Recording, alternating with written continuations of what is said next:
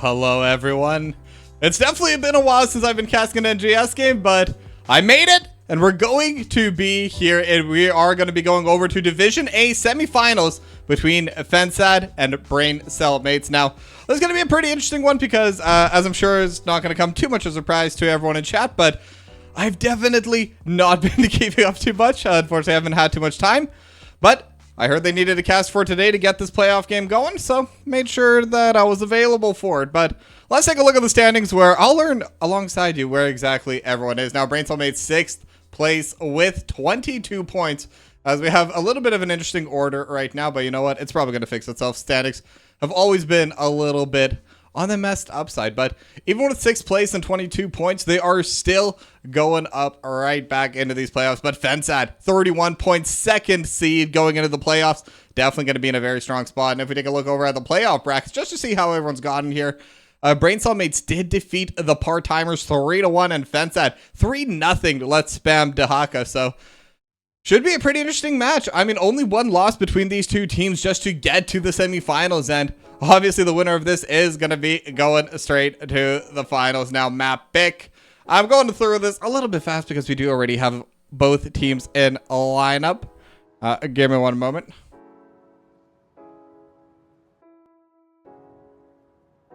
Okay, just had to let them know that I'm ready to go whenever. But, so with the map pick and bans here, first pick was chosen by Fensad.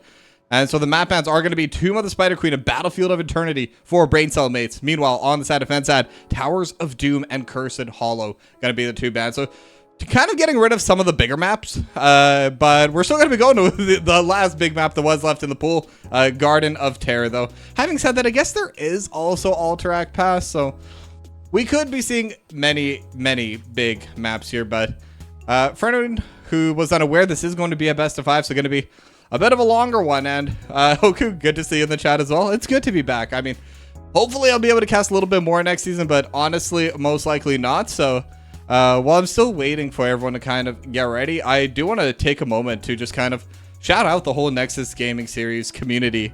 All the moderators, all of the people that are organizing this event, making sure that we can have this league every season, all the players that are here, building this community, competing, making something really special that we have here at Nexus Gaming Series. And this was one of the big starts I got as a caster, and I'm actually starting to push forward to becoming a semi-professional esports caster.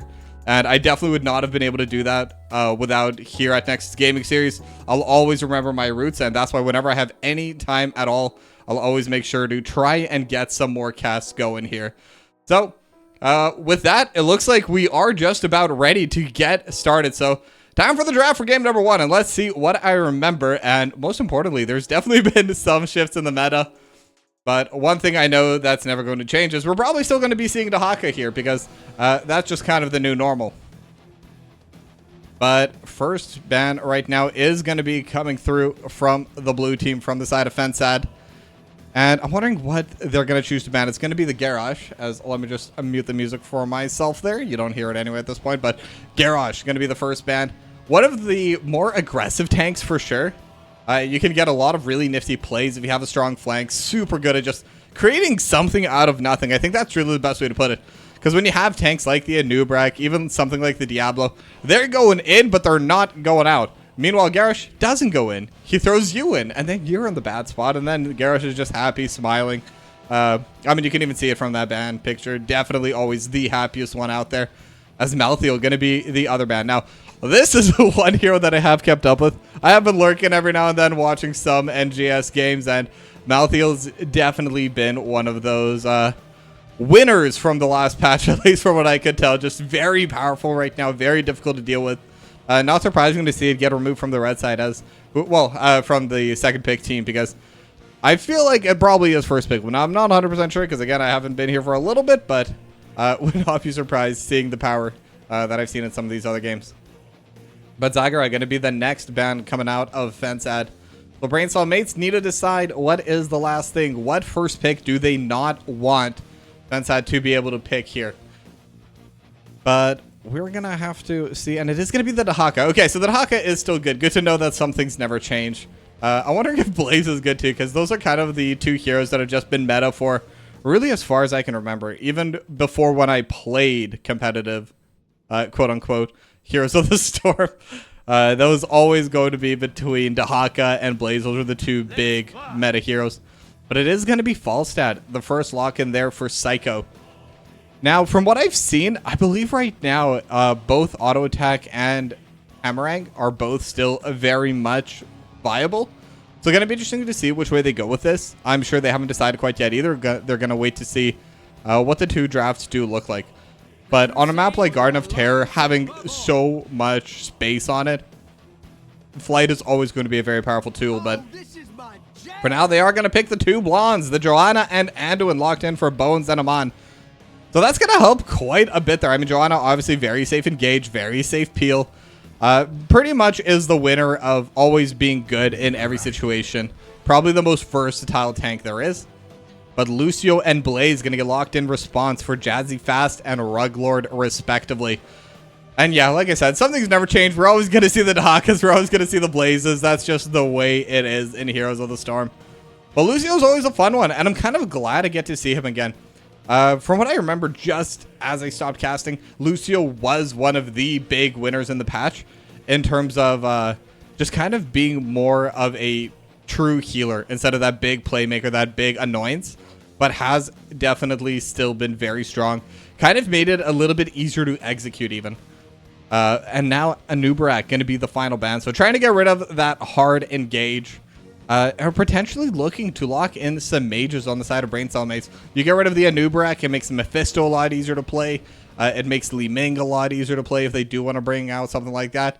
But they're not going to be too worried about it. They're going to ban away the Zeratul instead. And it's going to be Chromie and Tyrael locked in. So Chromie, definitely another one of those big majors that just going to be nuking you from the backline. Always going to be able to land those Dragon's Breaths, land those Sand Blasts.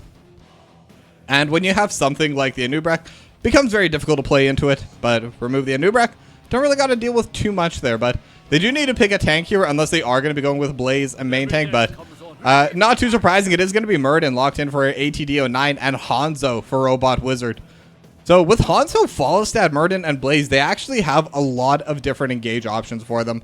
Falstad's definitely a little bit harder to proc. You kind of need a very solid flank in order to make that happen. But Hanzo Dragon Arrow, they got the Stormhammers coming in from Murden, Blaze with a jet propulsion. Like, they have a lot of options and tools over on this side of Fensad. But Braincellmates, they're going to lock in the Leoric. So very interesting composition.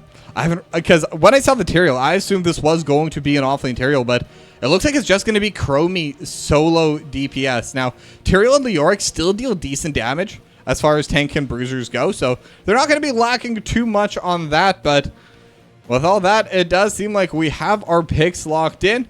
It is time for us to head into game number 1.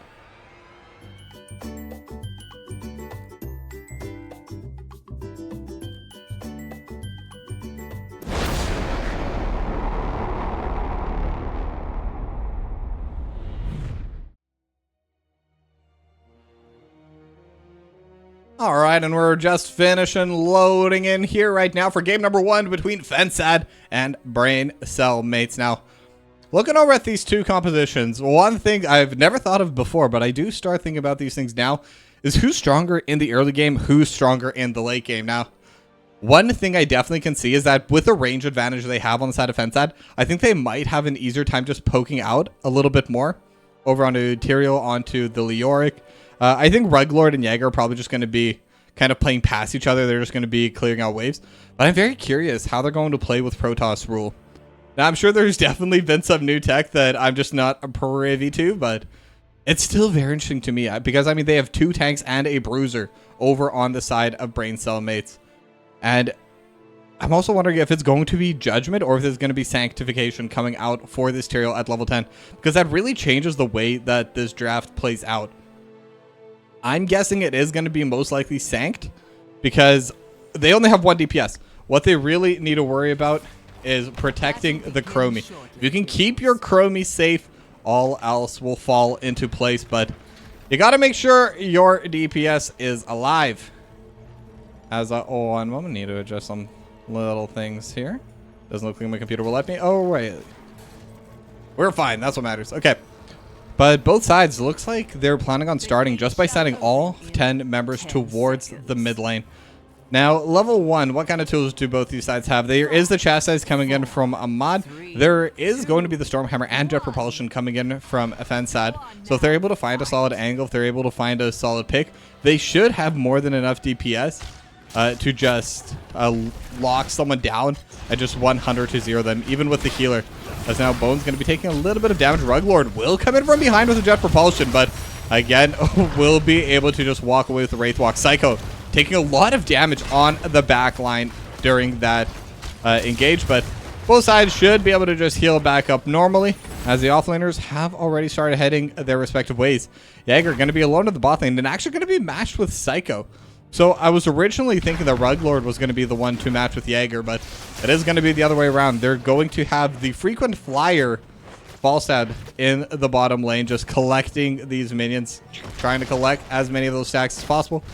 As Jazzy Fast just trying to get into the Duke's way, as both sides now are going to be collecting their respective siege camps. Going to be a little bit faster on the side of Braincellmates, but doesn't really matter at the end of the day. They're both going to be able to get him. And now Jazzy Fast may have gone a little bit too far. Will get condemned backwards, and look at the damage!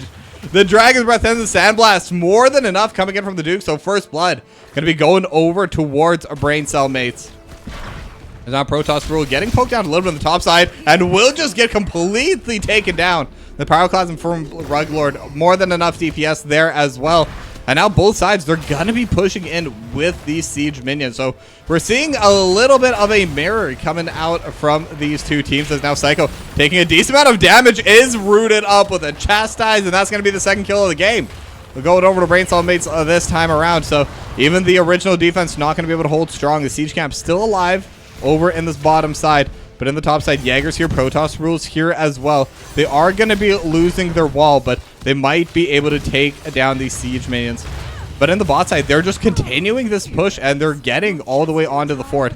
I don't expect it's going to be under too much threat here, but every little bit of poke adds up, and since they were able to get the wall, and I was going to say they were just barely not able to get on the top side, but Ruglord proving me wrong immediately. We're actually going to be pretty even on levels here.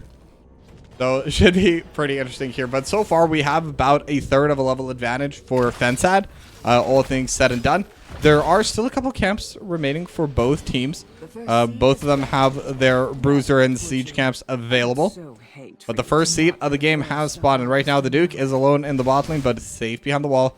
And both just kind of watching out for this, making sure it's not getting stolen. Pro-Ball, Wizard, and Ruglord, they are looking to steal onto the siege camp, but now they might be in trouble. Ruglord all alone, gonna get condemned backwards, but the rest of the team is now here. ADD just trying to buy some space. And it looks like neither side gonna be able to really get the engage they wanted, but the steal is not going to come to fruition. Braincellmates gonna be able to secure their own siege camp. There's now Psycho trying to get his own siege camp over on the side. And now the rest of the seed is just going to be contested right now a little bit, but good defense, and Amon going to be able to get that very safely. So altogether, we're now tied for camps, but one seed in favor of Braincellmates. That one was favoring them in terms of the spawn, so I do expect that it's going to be more or less evened out. As now over in the mid lane, ATD and Robo Wizard gonna start pushing in. They do have the siege camp with them right now, so they could get a little bit of extra poke damage here. But now ATD09 actually starting at decently low, and will get finished off.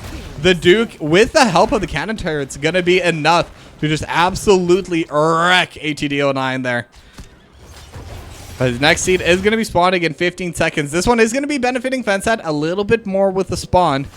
And with this extra priority, the Braincellmates are going to be able to get themselves with this Bruiser camp. They should be able to put on at least somewhat of an offense here. But they are still behind overall in XP. And I'm wondering if it's because they're just not soaking quite as well as Fensad is. If we can take a look at the XP total.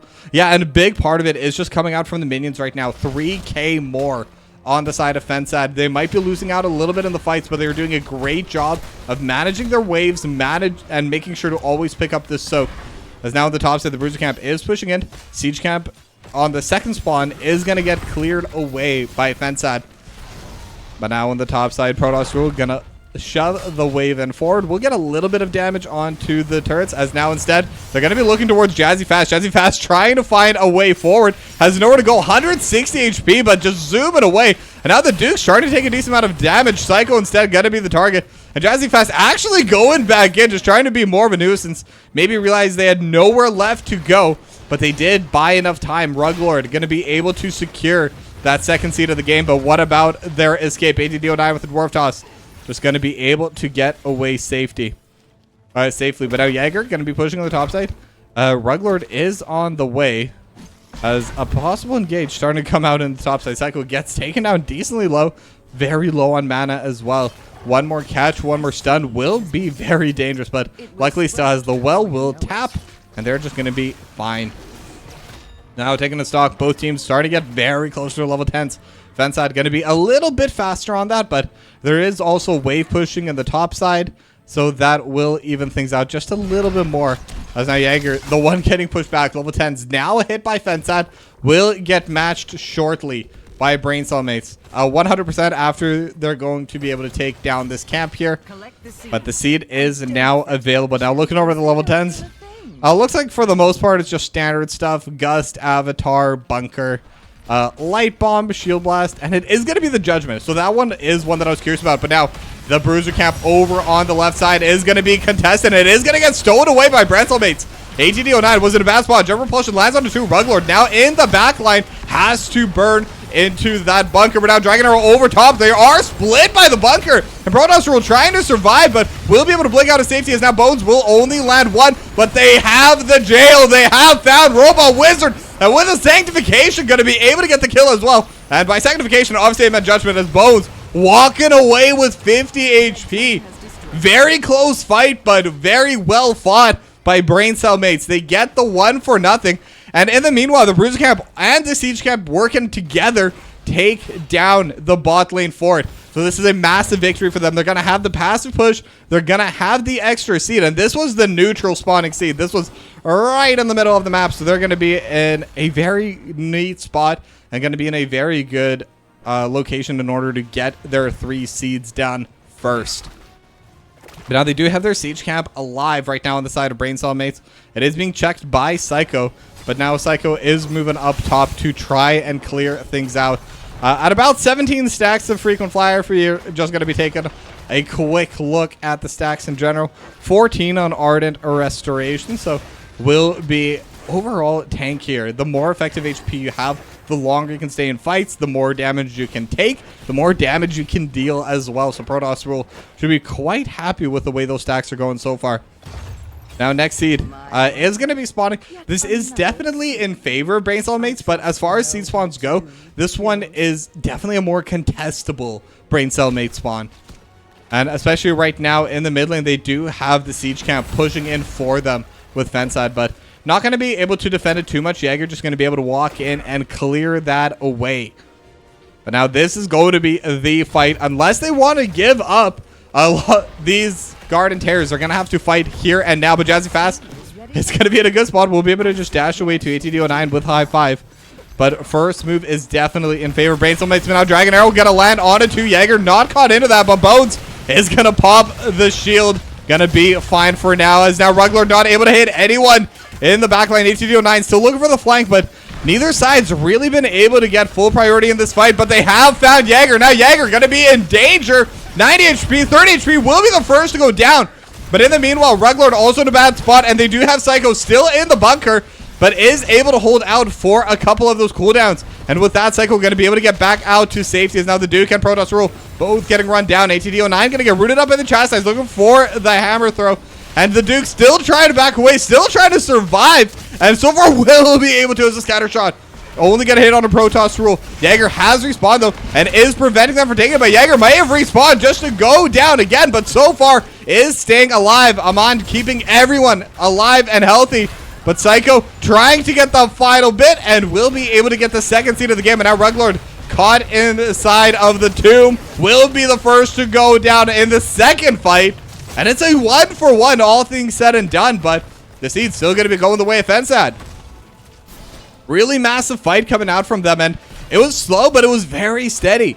And I think the big part, the big MVP I want to shout out in that fight, ATD09, basically just made sure that the Chromie just not able to get back into the game. The Duke just never had any chance of consistently DPSing over top. And that's what you want to do. When you have the one DPS composition, you want to protect your Chromie. You want to make sure this Chromie can consistently attack.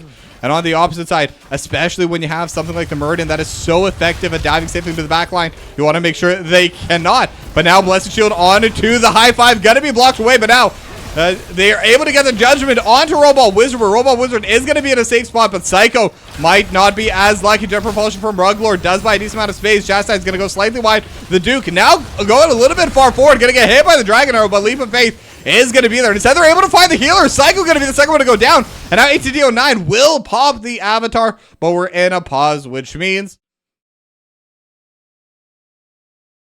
I forgot that I have my Stinger animation still on and not the generic fade away to the rest of the game. But, okay, so I'm reading, and it does look like Lucio has a DC. Jadzzy Fast, unfortunately, was actually disconnected during that fight, but we don't have rollbacks. I do not believe we have anything like that over on NGS, so unfortunately, they are going to have to take the L on that one on the side of Fensad. But hopefully they'll be able to rejoin soon, and once they rejoin, hopefully we're going to be able to get right back into the action, because we're in the middle of a fight. Avatar just got popped by ATD09, and the Chastise just landed at the same time, so we'll see if they have the damage to be able to go through that. It's going to be a very interesting fight, though. I mean, both these two teams have been playing on the very edge. We're seeing in many fights where just a lot of players just straight up don't have mana in these fights. It's not the health that runs out first. It's just everyone throwing all their cooldowns, landing all their abilities, and just not able to get those last hits. But taking the game kind of at face value, so far it's been a pretty close one. Both sides level 14, slight advantage to Braincellmates. But the kill score also does not lie, 8-2 in their favor. Now, still no updates on the DC, but once there is one, I'll be sure to share it with you. But as per NGS rules, we're just going to have to be over here in this screen just to keep our competitive integrity, make sure no one can kind of read the map, see where things are going. And I got to say, as a caster, that's like the hardest thing, because I want to talk about the state of the game. I want to talk about where things are moving. I believe most of them can kind of see anyway. But yeah, you know what? They can see. As long as I don't talk about any hidden things. But there is going to be the push coming out through the bot lane right now in favor of Braincellmates. And that's one of those big advantages why you want that early fort in your name. If you're able to get that, it just consistently adds more and more pressure. It means someone will eventually have to go back and deal with it, because otherwise things are going to get a little bit rough. But this could be a good moment to just kind of talk about the XP gain from both these two teams, because, I mean, I have to say right now, obviously Braincellmates, they are winning through and through in most of these team fights. Their hero XP, 5.7k to the 1.1 from Fensad. That's 4.5k difference. However, in the inverse of that, the minion XP, 5.5k in favor of Fensad. And they're just playing the waves really well. And I think when you have the composition that they have, I mean, they have the Falstad, they have the Blaze. They're just two heroes that are so good at clearing waves, always being in the right place at the right time, just getting whatever they need and still being able to traverse the map fast enough to get back into the fights in time. Now, we are still going to be in this delay here, but as I was saying that, looks like the teams are calling that they are ready, so just need to wait for one more ready check. I'll get the music off preemptively just in case. But it looks like we are about to get right back into the game. So here we are. We're in the middle of the fight. ATD09 going to be able to jump away with a Dwarf Toss, though. So all the excitement I was building up was for naught. But it's still going to be the push going in favor of Braincellmates. They are going to be able to get to the bot side faster. And this is the 5th seed of the game. And right now, it looks like not only is this not going to get contested by Fensad, I don't think it is contestable. They did just lose the fight. They are down 2 players, but they're going to lose the Garden Terrace, and they might lose the Bruiser camp at the same time, all while this bot lane is still pushing in for them. Now, I'm wondering how much more time they're going to dedicate to clearing this camp, but as a team, they should be able to clear this out fast. Amon is a little bit low on mana. Now, where are they going to go? Right now, it looks like they are just going to be going towards that bot side, but Bones going to be resetting a little bit. Going to be a little behind on tempo, but will be back at full HP, full mana for this next fight. As the Garden Terrors continue their push through this bottom lane. Should be able to take down the wall, but already decently low. But they have the siege minions. They have the catapult. And they even have Bones looking for Ruglord. Ruglord actually taking a decent amount of damage. The cleanse going to be coming through, but now Blessed Shield into the light bomb, into the back line. But the gust, the perfect disengage from Psycho, will keep them alive from this engage so far. But the Bruiser camp is still here. The siege minions are still here. They're still pushing in. And now they found Psycho and will just one-shot the poor Falstad over towards that middle lane. And now they can continue this siege. They can continue this push. Avatar going to get popped by ATD09. Looking for the Duke. And the Duke can look how aggressively the Duke's positioning. There is no threat onto this Chromie right now that can reasonably make the Duke afraid. So they're just going to walk forward, zone away the rest of the Fensad defense. And that's going to be the bot lane keep. And in the meanwhile, the Garden Terrors have taken the mid lane fort as well. 6.5 out of 10. Perfect score as we see in the banner there. But it looks like another fight might be coming through. They will be able to get the chastise, but it is still going to be ATD09. Not exactly the target you want to burn everything on. They also realized I forgot to switch off of the XP instead of the talents, but the talents are here, don't worry. As level 16 now hit by both teams, so there was a little bit of a talent advantage play there for Braincellmates. But now is the time where you have the opportunity to come back into the game. As Fan said, you're on even talents right now. You're not that far behind at all, only about half a level, and you're 2-0 in terms of the Garden Terrors, in terms of the seeds claimed for your team. So if they're able to claim this one central one, or even give this one up and get one of the next 2, they're going to be in a position where they could look to even out the game. Top lane fort's already decently low. Mid lane walls gone. Bot lane's still quite healthy, so that's going to be a little bit of a difficult angle for them to go on, but they do have the opportunity. And sometimes in these games, all it takes is one fight going your way. And especially when you're at 2 seeds, if you're able to win a fight handedly around the seed, that's going to be a very strong and quick push in favor of Fensad. But they got to win the fight first, and right now Protoss Rule is the one that's trying to be more of that nuisance in the back line. And now Blessed Shield does not know the back line. They have the Judgment into Light Bomb, and just like that, they're going to get rid of the Lucio. And now the Duke is going to be caught out a little bit. Will buy some time, go into stasis, and Leap of Faith from Amon will keep the Duke alive. And now with that, the Chromie has survived. Now you have to turn tail and run. They're trying to turn this back. Protoss will take a decent amount of damage, and they're not going to be able to land the cage. It is just going to be the Leap of Faith once again coming through. And with that, it is the 1-0 in favor of Braincellmates. And now they're going to be looking to start stacking their seeds again. But again, in this specific case, it's okay if you've missed it on the side of Fensad. You've given up 1 kill. That's not too bad. You're still collecting all these minions in the sideways. You're still not too far behind in terms of levels. But you gotta be able to start winning out fights sooner rather than later. 30 stacks on Frequent Flyer. They do have the tools for it. But at the same time, Braincellmates, they have the tools to make this siege happen. Already going to be clearing out the final bit of the wall on the top side. And now going to be looking towards this fort. Maybe even looking further into the backline. Jaeger in the backline already. Not going to be able to put out the Entomb. But instead, it's going to be Bones of Protoss Rule. Light Bomb with the Blessed Shield. They're going to be able to take down Robot Wizard as Jazzy Fast forced to run away. ATD09 still alive in the backline. But Protoss Rule still going to be looking for Jazzy Fast, who will be able to get away. But ATD09 in the meanwhile was not able to. Just going to be the first to go down. Ruglord and Psycho still fighting. They have the Entomb on a Ruglord. The Bunker going to buy a little bit of time, and in fact, will be able to go outside of it. Protoss Rule starting to get decently low, but so is Psycho. But the healing from Jazzy Fast going to keep Psycho alive. It's a 2-0 in favor of Braincellmates. And now they can continue their push. They can continue their siege. They already have the minion advantage in the top side. Protoss Rule about to hop over. Should be able to finish off this fort. And now they're going to have even more passive push in favor of Braincellmates. Now the seed has already spawned and is available. But it looks like Braincellmates, they care more about using this tempo advantage to play forward. They're going to steal away this siege camp. I think it would be a little bit difficult to go for the bruiser camp, but they're going to go for it anyway. They do have the level advantage. They're very close to the level 20 power spike as well. And yeah, it looks like they're going to be able to kill it a lot faster than I expected them to. And with that, they have the level 20. They have their storm talents. And I want to see them use this proactively. This is the strongest they're going to be compared to Fensad for the rest of the game. And now they're even looking towards the top side. It's just a siege camp, but any excuse to start a fight. And Fensad are well aware of that. They're just going to back it up. They're going to be like, okay, we tried to get this siege camp. We got it low, but you know what? It's okay. If you want it, it's yours. They care, so they share. And they're going to clear this away. It's not going to give too much threat, but Robot Wizard in a bad spot. Judgment is going to land. And now with the silence, they're just using everything. Leave Robot Wizard alone. Light Bomb into and Judgment. All for one Hanzo. And now in the meanwhile, the Duke going to be able to finish off the seed in the bot side.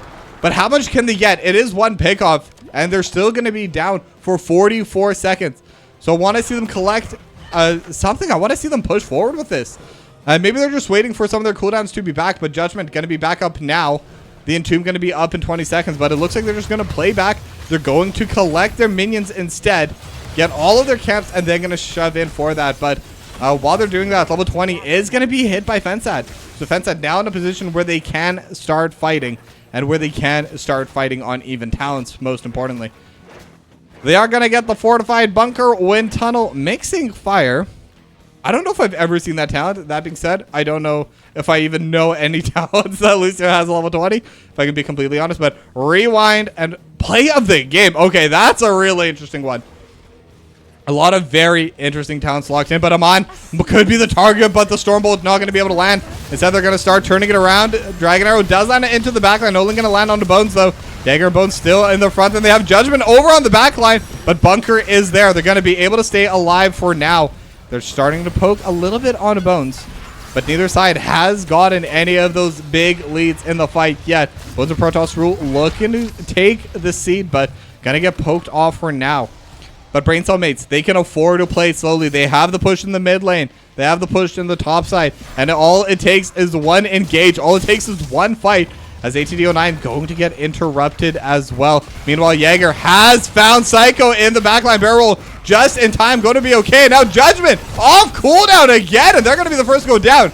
Now Ruglord is going to be the next target. They have the Chastise. They have the Jet Propulsion to go forward. But at this point, there is nowhere to go forward or back. Braincellmates are going to be there. And now they can start pushing towards this middle lane.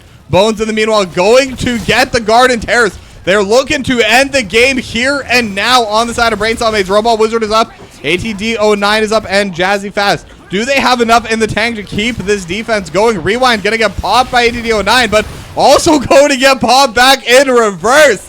It's going to be a very quick kill for Braincellmates. And with that, they have more than enough. They're just going to walk it in. Jazzy Fast and Robot Wizard not going to be putting on too much of a defense as Braincellmates win game number 1.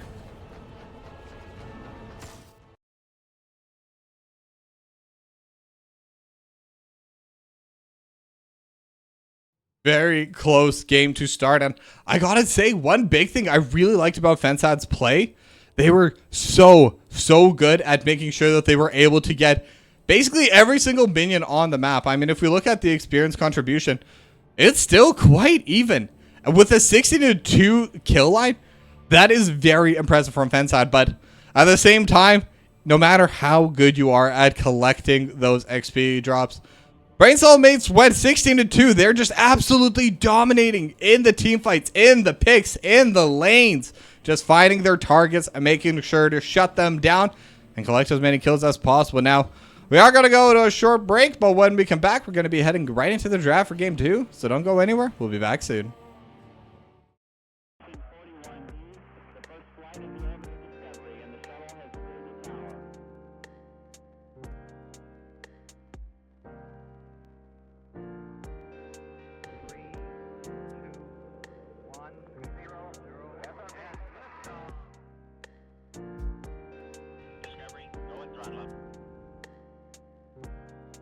Discovery's 4 computers now have primary control of critical vehicle functions.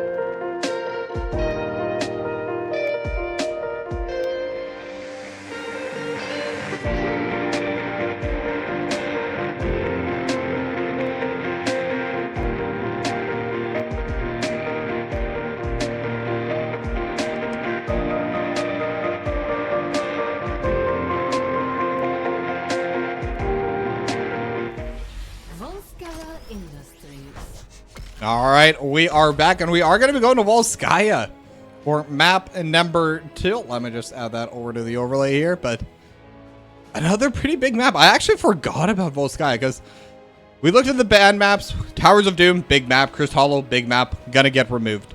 And Garden of Terror was one picked, and I was thinking, oh, well, Alterac is the final big map left in the pool, but no. There is always going to be Volskaya, and this is more of that map that is centered around just kind of playing the map itself, playing the macro, playing the waves. Because the objective itself is very slow. And in a lot of ways, actually quite punishing to tempo to try to sit and take it.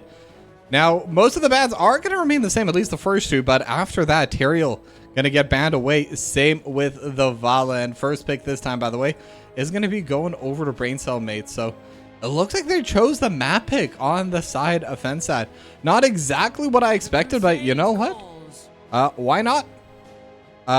Typically, teams do try to stay with the same, but maybe they got a little trick off their sleeves. Maybe something they've been practicing all season long. It's time for them to bring it out, and it's going to be coming out on Volskaya. But Joanna is still going to get locked in, and Bone's going to be the first one to take it. The last time they went 1-2 with Joanna and Chromie, but this time they only got the whole first pick, and it's going to be Anduin and Junkrat locked in instead over on the side of Fensad. So Junkrat, very annoying hero. I don't think I need to tell anyone in chat this. I'm sure all of you know just how annoying it is to deal with a good Junkrat player. But Anduin also going to get taken away this time around, so not going to be played by Braincellmates. But I gotta say, Anduin is a very strong healer. You're given so much different opportunity, but if you ban away the Tyrael, you do have to leave the Zagara open. So it is going to be the Brightwing locked in for Amon and Zagara locked in for Protoss Rule. So they're going to have pretty significant side lane pressure there. They're going to have a lot of push coming out from those tumors, coming out of all the little Zerg that Zagara is going to be able to spawn out. And I gotta say, on a map like this, being able to control the side lane, being able to control the push is such a big deal. It's going to basically give you priority in one lane for free for the whole game. And all that little poke, all that little nibbles onto the structures, they add up. And I gotta say, at one point, Zagara just ends up shredding them entirely instead of it being just little nibbles, basically these massive bites. But we are in the second phase of bans. It is going to be the Blaze banned away by Fensad. 6 seconds left before we do see the extra ban of Braincellmates. There's still no tank. There's still no bruiser. And they are just going to get rid of the Anubrak again. It looks like they just don't want ATD09 playing that. Just trying to prevent that main engage that overall pretty simple and sometimes even safe engage that can come out of the Anubrak. They'd rather just, you know what? Play something else. Don't go full dive comp. That's what we're a bit fearful of. And I gotta say, considering they did play the full dive comp themselves in the last game, especially with Protoss rule on that Tyrael, it's quite understandable. But two interesting picks here. It's going to be the Rexar for Ruglord and the Varian for ATD09. So this is going to be the main tank variant, not going to be one of those very niche offshoots we do see sometimes with the Colossus Shout, etc. I don't even know if I've seen a Twin Blades variant. I'll be completely honest, not in the NGS. But yeah, this is definitely going to be a taunt variant. And I'm wondering who they're going to be aiming towards. It is going to be Thrall locked in for the Duke. And again, double tank comp with the Stitches being locked in for Jaeger. And there's a lot of pretty good pulls you can get. If you're able to land onto the Junkrat, onto the Anduin, you're pretty happy. Even taking Misha out from Ruglord on its own could be pretty good. Variant is probably the single one you don't necessarily want, but at the same time, it's a variant. This isn't a tank that can do a full team engage. This is a tank that can pick one person off. But if you can only get the taunt on your terms, then maybe it's not quite as big a threat. But we are going to have that AoE mage locked in for Robot Wizard with the Jaina. So Fensad going to have a little bit of extra damage over top. They're going to have a lot of range with their DPSs altogether. Junkrat, Jaina, and hopefully they're going to have enough burst where if they do get the taunt from ATD09, they're able to follow up on it. Rexar does add a decent amount of damage, and with the extra change they're going to be able to get with Anduin's Chastise, maybe they have enough, but we're going to have to see as we head into game number 2.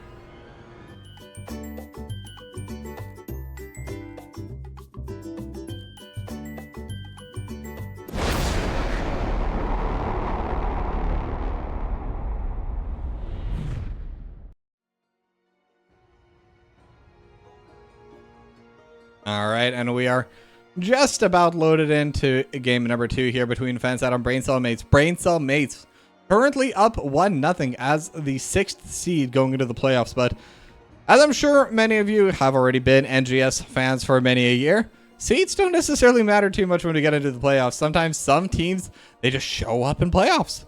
They just become a very different roster. They become just a big powerhouse, kind of seemingly out of nowhere. At the same time, some teams, they do start faltering a bit more because once the playoffs come through, all you get with your seed is you get the first coin toss automatic victory. And other than that, it's all even. It all comes down to the play. It all comes down to the strategies that both teams have prepared and both teams have been able to bring out for their respective games. Now, let's take a short time to just kind of look at these compositions, because one thing that I always look at, bones on Stitches. Specifically, Stitches being in a game. It absolutely changes the way the map is played. It changes how you want to approach the game, really for both teams. Because now all of a sudden, you have to be careful whenever you don't see the Stitches on the map. There we go. Okay, Bones loaded. I was going to say, if you see the hero name over top, that's usually a bad sign. That usually means the DC, but Bones is going to be here. Maybe just a little bit later on the load-in. But there's a lot of good hook targets. There's Robot Wizard, there's Psycho, even Ruglord's not necessarily a bad one. Misha, it's pretty much everyone except ATD09. And like I said before, depending on where that hook is, even ATD09 can be a viable target as long as everyone is out of range to follow up on the potential taunt that ATD is going to be able to get. I also really like the Zebra mat. I don't know if I've ever seen it. And when I say stuff like that, I'm sure there has been some in my games. It's actually Psycho going to get rooted up, but very interesting interaction there. And instead it might be Amon that's in a dangerous spot. We'll be able to get a little bit of that extra passive healing. 170 HP is just going to reset. We'll be able to get right back in with the phase shift, but it is going to be greater polymorph instead for that level 1 talent. So Amon going to be more of an aggressive Brightwing instead of that safety Brightwing. And now the Duke and Psycho both going to get started on these camps. And Psycho definitely going to have a little bit more of an issue with this, as typically Thrall is quite good at taking out these camps. But Jazzy Fast is going to be here with the Divine Star, going to help Psycho out, so they can both collect him. Now Condemned onto the back line. They're looking for a Robot Wizard. They have the Feral Spirits as well, and just need a little bit more damage and one more auto. That's actually going to be first blood going over to the Duke. They're able to catch out Robot Wizard in the mid lane. And again, it's just those tempo plays. You're able to take the camp sooner. You know the enemy's going to be on their camp, so whoever's up, they're usually on their own, or at the very least, they're not going to be able to match numbers. So you have that very brief window where you're guaranteed to have the starting advantage in a fight. And if you're able to find the right engage, which, as we saw, they definitely were able to find that on Braincellmates, you can just walk it in. And now Siege Camp's over on the top side is going to be getting taken out. Once again, Psycho's going to be slowly but surely clearing this one out. We'll get a lot faster with those clears as the game goes on. And it looks like the Biotic Emitter is going to be the target right now, the Duke. Not going to get taunted up quite yet. No level 4 yet, so there is a level 4 advantage right now for Braincellmates. And ATD09 just really isn't a hero until level 4. So, again, just really utilizing these level timers. That's one thing I'm starting to notice more and more from Braincellmates. They really understand these small bursts of advantage that they get across the map. They know when they can walk forward. It's now Robot Wizard. Going to be in a bad spot, but Leap of Faith from Jazzy Fast going to be more than enough to keep him alive. As now over in this bottom side, Jaeger going to be just matching the lane with Ruglord. Not typically what we see, but Bones is the one that's just continuing to just play super aggressive. And I also just realized they did swap away, so Bones is going to be main tank on this. On this Stitches. I don't know why the name evaded me for a bit, and it's actually going to be Jaeger that's going to be the off-lane Joanna. I mean, Joanna's always going to be a good hero no matter what, but they have found Misha, and now ATD09 looking for the Duke. They're going to be able to get the taunt, and now the Duke with the phase shift of Mon. Going to be able to buy enough time, and now Jaeger is back here. They're looking towards Misha. Might not be able to get Robot Wizard, but they're going onto the treadmill. The treadmill's going the wrong way. So instead, it's going to be ATD09. So they're just going to be running them down. They're trying to move forward with that extra dash, but Feral Spirits are going to land. Do they have the damage, though? Jazzy Fast is still here, keeping ATD09 healed up, but Bones not going to have the extra range that's needed for this push.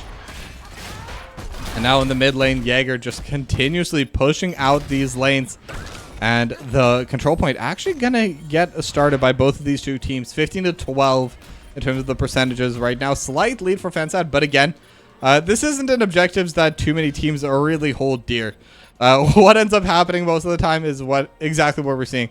When there's nothing for the tanks to do, as both their teams are just collecting camps, they're just going to be sitting over top on it. As now Psycho just getting a little bit of poke down, a little bit of cheeky poke onto this mid lane wall, but Bones still is in position. Could look for the hook, actually, but just going to be able to find a minion instead. Now ATD09 going to walk forward, going to get the taunt, chastise over top, and the trap as well will land, but Bones is still the main tank. Is going to be more than tanky enough to just walk away. And in general, hasn't really taken that much damage either. Amon, with the extra healing, going to make sure that they are safe. But we are level 827 right now. A little over half a level lead right now for Braincellmates. But they are in an even talent as Bones. Might be a little bit too far up, but so is Protoss Rule. They're looking to burst down the Zagara, but right now there's enough peel and almost enough damage, but will be able to dodge away in that final Chain Frost. As our Robot Wizard is the one getting chased down. ATD09 going to be next on the chopping block. They do have the Feral Spirits, but again, the Divine Star from Jazzy Fast and the Flash is just keeping them going. And now with these longer fights, Bones is starting to be on the losing edge of this. Just needs a little bit more damage, but they don't have it. So the first kill of the game still not going to be found there for Fensad, but they will be able to get the Protector. And I was saying before that this objective is not one that most teams like to prioritize because of how difficult it is to get, but the reward is worth it. This is one of the strongest objectives. Now they're gonna just try getting rid of this mid lane wall, and look how fast it gets cleared. This is just from the objective itself. This is just from the Protector.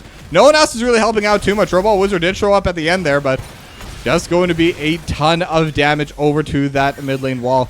And now they're going to walk it right up to the top side. May as well tank it up for a little bit. 30 seconds left, but they are pretty safe even if they do end up blowing up in the middle of everyone. And this top lane should be following it soon as well. So they will be able to get 2 sets of walls. And I think for the first objective of the game, considering how early they got it, that is pretty worth it. But in the meanwhile, Bones lands the perfect hook, and it's just going to be Jazzy Fast. You cannot leap of faith yourself, so that is going to be the 3rd kill of the game, going over to Braincellmates.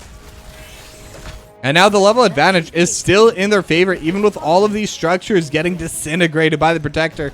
Level 10 finally going to be coming through. Fensad, a little bit behind the tempo right now, a little bit behind the XP on the map.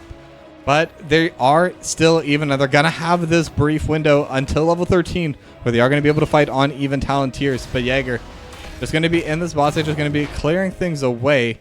As ATD09 and Robot Wizard, they're both just kind of setting up. I think they want to get a pick on someone, but there's really no one to grab right now. Protoss Rule is going to be clearing out the siege camp. The Duke and Amon going to be clearing out their, what even is this thing called? Fortification camp. I've always thought that, hey, turrets are for sieging, but no, apparently they're for fortifying. As now Bones gonna just collect the trap, make sure none of the other teammates have to walk through it. And with the fairy dust and the extra healing, Bones is gonna be okay. Robot Wizard almost getting hooked there as well. So they might be able to turn their attention onto Misha if they want to deal with it, but right now they decide the bear is not worth the trouble. Both sides now will have their siege camps collected. Psycho going to be able to finish it off for the side of Fensad as well. But now Bones is setting up, has a pretty good angle, could look towards Robot Wizard with the Gorge. And is just going to be able to grab Robot Wizard immediately. And now ATD09 is in the area trying to keep Robot Wizard alive, but there's just nowhere to go for the Jaina. The Gorge is too good. Bones. That's kind of like a garage play, honestly. The more I look at that, just finding a very niche angle from behind, just get that flank and you just walk up, except instead of Wrecking Ball, you just take him, pick him up, and bring him over with you. And with that, that's going to be a free kill for them. And with the Jaina gone, they're lacking a little bit of damage, so it should also be the support camp. And in fact, they could even look for more. The Duke going to be thrown into the front line, but not going to be able to find too much else. So it is just going to be the one kill, but most importantly, level 13 has been hit for Braincellmates. And as we all know, Iron Hook is going to be available. ATD09, Polymorph, slowly getting lowered in HP. But now Light Bomb onto the Duke. They're looking to turn this around. But in the meanwhile, Devouring Maw finds its way onto Psycho. So the damage going to be less than a little bit. Riptire just going to be used for some poke damage and zoning. So a lot of cooldowns used, but no one's going to be going down in that exchange. You know, on the bot side, just to kind of check in on our off laners, let them know we do still know and love them. Ruglord and Jaeger are going to be just kind of keeping the waves over in the mid side. Jaeger should be able to clear this out first, but I don't think we'll ever have the opportunity to actually push Ruglord in. So it's going to be a pretty even state. Both sides just going to be trying to collect some XP, as now Protoss Rule going to be in a bad spot. Concussive Mine actually going to knock Protoss Rule backwards. And now the Iron Hook not going to be able to land, but instead they will be able to get the Gorge. And once again, you don't need to land the hook. You just need to eat Psycho and bring him right back into your forts. And now ATD09 looking to be the next target. But again, this is still the main tank. Do they have the damage? They haven't had it yet, but they could still look for it. As Jazzy Fast almost gets hit by the Iron Hook. And ATD09, once again, nowhere to go. Going to be going down. That's going to be a kill going over to Protoss Rule. And now they will get the Feral Spirits onto Misha. But again, at this point, they've already used all their cooldowns, but they've already gotten their 2 kills that they wanted. And again, Braincellmates just out fighting Fensad. Last time it was in those big team fights. This time around, it's just consistent pickoffs. No matter what goes on, they're always able to find the one target that they need. It's always either the healer, the Junkrat, or the Jaina, Robot Wizard, that they're able to pull in with them with the Gorge.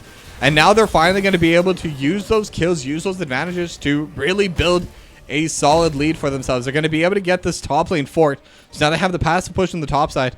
Amon's already gotten it to 70% over for the next protector. So they're starting to look pretty secure, pretty solid. They're finally building on that lead that they have been getting this entire game. It's now level 15 to 14, a bit over a level, almost a level and a half now in favor of Braincellmates. So they're in a very, very solid position. They have the protector. The timer is starting to run, but they have their level 16s at the same time. This is a very, very big timer if they can make use of it. Now, unfortunately for them, it is going to be the top lane protector, and they already got the fort here, so they are going to have to spend a little bit more time with job. But Robot Wizard going to get hooked up, but the taunt is there, looking to prevent Bones from getting them too far into the backline. Riptide going to explode, but not going to be able to find too much else. In fact, it's going to be ATD09 that's in a really bad spot. So is Robot Wizard, just trying to fight out, but the protector is so good at these team fights. And Robot Wizard gonna get hooked again, so ATD09 and Robot Wizard are both gonna be going down. And originally, I was thinking they were just gonna walk it down to the mid lane, but now they can just walk this all the way in for the potential keep in the top side. They have 25 seconds before ATD09's back in this. And now with Protoss Rule immediately dropping the tumor, gonna start shoving in this wave. They already got the wall. Still 26% and 20 seconds left on the protector. They could definitely look to, at the very least, get significant poke damage onto this keep, but with the way they're destroying this, I think it's just gonna go down in its entirety. One more slap, one more blast, and that's gonna be it. They're just gonna get full victory in this top side. Oh, and just for fun, let's also hook onto Psycho, but Gorge not going to be used. It is just going to be the Iron Hook and Leap of Faith from Jazzy Fast. But now with the keep in the top side, they are looking really scary up there. And since the Protector just spawned there, that means the next one's going to be down here at point C, which means they're going to have the cross map play. Instead, Light Bomb going to be used on ATD09, but it's not able to connect onto anyone else. The banner is going to be there, but it doesn't look like they're able to find that aggressive play that they wanted. They did just hit their level 16. So this is a time when you would want to be aggressive, as the Iron Hook almost lands on a Robot Wizard again, but did not have the range. And they're just going to be continuing trading back and forth, but this passive push in the top side going to continue favoring Braincellmates. The experience lead after all that hasn't actually increased yet. We're still we're still at around that level and a half mark, maybe even closed a little bit in favor of Fensad, but there's still a very meaningful lead on the side of Braincellmates. Now they need level 20 before they get that next major advantage, but even those little stats can add up. Now the Duke is in the backside. They did hook onto Misha, but Misha definitely not the target they want. Instead, they're just gonna chop onto ATD09. And this is what I was talking about. ATD09, if there's no follow-up, this is not a bad target to just hook and eat. But Jazzy Fast is going to be there with a Leap of Faith. Sundering go to split the fight into two. They're able to find the Jada over in the back line. ATD09 somehow still alive, but one more Iron Hook still under protection will finally go down. And it's a 2-0 again in favor of Braincellmates. And they can just continue this push forward. They have found Misha. Doesn't seem like they're really willing to chase too far for the bear. But they are going to be able to get this initial push in the middle lane. They will be able to take down the wall, as Jaeger and Bones, the two of them together, just going to be taking this fortification camp, getting that extra turret for the next fight as well. The lead, it grows and grows and grows, and Braincellmates just continue building on their lead and making sure that they're not given any breathing room at all to Fensad right now. And a big part is Bones, who almost lands on both Psycho and Jazzy Fast. Without the wall, I think Jazzy Fast was going to be hooked there, but obviously there is the wall, as they do get the mid lane fort. Now Jaeger setting up a wave in the bot lane. I don't know if that's where they're going to want to go next. With the control point there and the protector available, it definitely could be a target for Braincellmate. And with this top lane, like I said, when the full keep is down, these cannons really push in the wave. If there's no one there from Fensad, the push is going to be really quick for Braincellmates. So they can even take this opportunity to just hard push for this bot lane, as ATD09 not going to be hooked by Bones. Not yet, though. But it is non-committal, and I think that's the crucial part. Now, the stun not going to be able to land there by Misha, as the protector is now available. The control point is now active, but neither side has really been making a beeline for it. Support camp going to be up in a minute 15, so not going to be too much on the objective front to take for either of these two teams yet. But now ATD09 could be looking from the backline. But again, the Gorge. Bones immediately just going to hook onto this main tank. Now, there might not be enough space, though, as I say that. Look at the damage coming through. But there is going to be Misha, and actually they're going to be able to get the turret off. And that's actually a huge win if ATD09 is given the opportunity to heal back up. But there is a Sundering instead. Robot Wizard and ATD09 are in a bad spot. Can only save one, and it is going to be ATD09 that's going to be going down first. Misha going to be the second to fall. The poor bear. And Robot Wizard goes into the frost. And because of that, Jazzy Fast is going to be going down instead. It is a 2.5 for nothing. You know what? 3 for nothing. Misha matters. But with that, they might just be able to end the game. They're just running straight down for the core. They have their level 20s. There's still no level 20, no storm talents available for Fensad. The hook not going to be able to land, as instead they're looking towards Robot Wizard, and with the Sundering will have enough damage. The healing beacon is there, trying to keep everyone else alive, trying to make this defense count. 17 seconds until ATD09. How much time can they buy? They have the Riptire as well, just trying to keep everyone away. The Duke slowly getting poked down, but they have found Ruglord. Do they have the damage? They have the Gorge, but it looks like they have been able to buy enough time to keep the game alive, at least for now. but it does look like they're going to continue trying to make this push happen. Psycho still being an absolute nuisance. The hook not going to be able to land onto ATD09. Banner's going to come down as well. Now they do have the taunt. They're looking for the Duke, but again, the healing is just there right now from Braincellmates. Still no level 20, by the way. Sundering going to split ATD09 away and actually almost able to take down Protoss Rule. But bit by bit, the score is going down. They're trying so hard to keep this game alive. ATD09 able to find him on in the backline, but you don't need a healer when you're trying to take the core. ATD09 still trying to buy some space. Will not go down, but the core will. And it's 2-0 Braincellmates.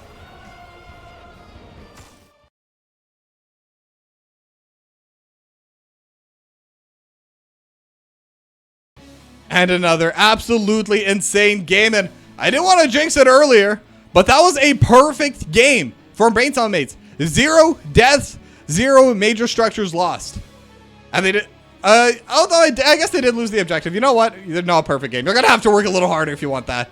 But still very near to perfect for Braincellmates. They lose 1 protector, and that is it. Everything else was fully locked down. They get the structures, they get the kills, and they got a very, very short game time, 60 minutes 50, in order to push for the win just after they hit their level 20s. And again, I gotta say, the way this team's playing, the way this team's fighting, and especially from Bones and Jaeger, this front line just consistently finding the right targets, just consistently finding the right enemies to focus down.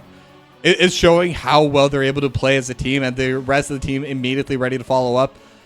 That's a very good sign. Braincellmates looking very terrifying, and they're on match point. But before we see if they're able to bring it home, or if Fensad are going to be able to bring us back to a potential game 4 or maybe even 5, we're going to go to a short break. And when we come back, we'll be in game 3. So don't go anywhere. We'll be back soon.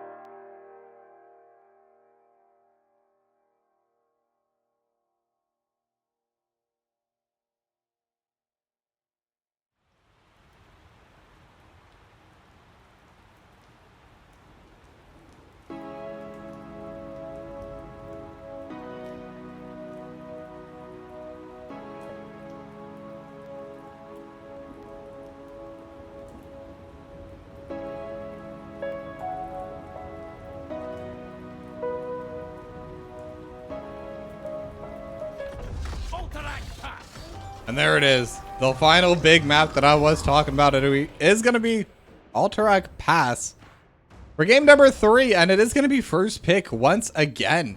Going over to Braincellmates. So they're on the verge of just cleaning this series right up. If they're able to continue playing the way they have been, I don't see any reason why they can't just make this a 3-0. But obviously Fensad, they're not going to be big fans of that. They're going to do what they can and everything they can to bring this game right back.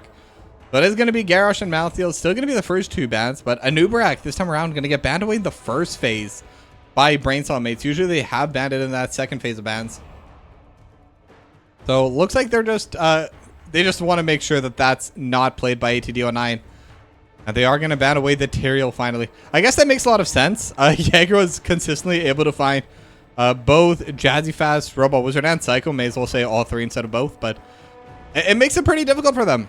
Now, Joanna is still available, and again, it's going to get locked in by Jaeger, most importantly. So this does look like, at least for now, it is being planned as an offlane Joanna. Though it could also be another mind game or a brain cell game. I don't know if that makes any sense, but we're going to go with it anyway. Coming in by the Braincellmates. Because, I mean, they could always swap between bones. I think this might just be kind of, hey, just reminding you we can do this. But it looks like they are still going to go with a similar opening, kind of a mix of games 1 and 2.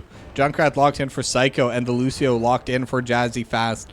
And I gotta say, Jazzy Fast was able to find a lot of neat and niche angles just to kind of be an absolute pain in the sides of Braincellmates, and also just finding the extra stuns, finding some more opportunities to create plays for Fensad, and wasn't going down too often, but yeah, this time around, it looks like Braincellmates are just saying, if it ain't broken, don't fix it, and it is going to be the Zagara and Stitches once again, and this is Alterac Pass. This is one of, if not the single best maps in the game for Stitches, so gonna be very interesting to see how they're gonna deal with it this time around. And they don't have the Anduin either, so they're not even gonna have the Leap of Faith available to them. I was even gonna say I expect it to be banned here because Stitches Anduin buys so much space. If you want to be able to traverse the map very fast, just get hooked by Stitches, gorged, and then Leaped of Faith, or Leapt of Faith, Leap of Faith. I have no idea how that's to be said, so all you grammar wizards in chat, be sure to let me know what the proper English way of saying that. It's only my first language, second, but still. But either way, we do have a draft here, and it is going to be the Dahaka banned away in that second phase. Now, there's still Leoric, there's still Blaze, a lot of very solid offlaners left in the pool, so I don't think they're going to be hurting for picks if they want to go with the Rexar again. That is still available, though, in my opinion, I don't think the Rexar really accomplished too much in that game. And considering they already know that it is going to be the offlane Joanna, I would like to see them pick something else. Because I think in the team fights, it does do a little bit less, but this time around, Vala was not banned. And this genuinely may change something, because Vala is really, really hard to hook. She has the vault, the iron hook in general is quite slow. So with that extra dash, it's going to be a lot harder to land that hook onto that backline carry. And Vala also deals a billion damage, so gonna be a potential threat. And one missed hook, one bad gorge, and they could definitely look to burst down this front line with Robot Wizard on the Vala. I would hope that this is going to be an auto attack Vala, especially when there are going to be the two tanks. Genji as well, not exactly the easiest target to hit with a Hungering Arrow. As we are going to be seeing ETC locked in for ATD09 as the main tank. Blaze going to get locked in the offlane. We do have Genji and Brightwing locked in for the Duke and Amon. Definitely not the most standard composition coming out of Braincellmates, but this style's been working for them. So I genuinely don't even mind it. I think this is what they've been doing to win. They have more than enough DPS just from Protoss rule, so they can throw in a Genji just to cause mayhem in the backline, be even more annoying to the Vala. So we'll see how they're going to be able to play this, but it is their potential time to shine as we are heading right into game number 3.